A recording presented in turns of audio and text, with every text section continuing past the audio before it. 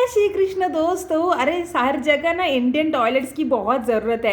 एक दो western toilet जो होते हैं ना, वो वेस्टर्न स्टाइल जो है बिल्कुल भी हाइजीनिक नहीं होता। हमको वहाँ टच करना पड़ता है, छी कैसे जाएंगे। और खासकर पब्लिक टॉयलेट्स हो तो एकदम बढ़िया है इंडियन स्टाइल वाला टॉयलेट, क्योंकि हम वहाँ बैठते नहीं हैं तो एकदम ये टच नहीं करते, तो फिर एकदम हाइजीनिक तो वही है, उसमें पानी डालो, फ्लश आउट करो, ख़त्म बात। लेकिन इसमें तो क्या फुल चारों ओर पता नहीं लोगों ने कैसे कैसे यूज़ किया है, और वो ठीक है भी कि नहीं, क्योंकि बहुत ही अनहाइजीनिक है जो वेस्टर्न स्टाइल है।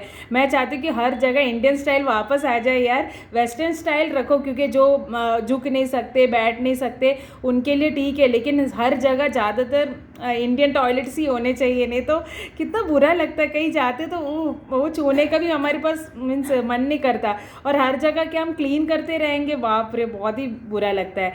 तो इंडियन टॉयलेट्स हर जगह आना ही चाहिए, है ना। जय श्री कृष्णा।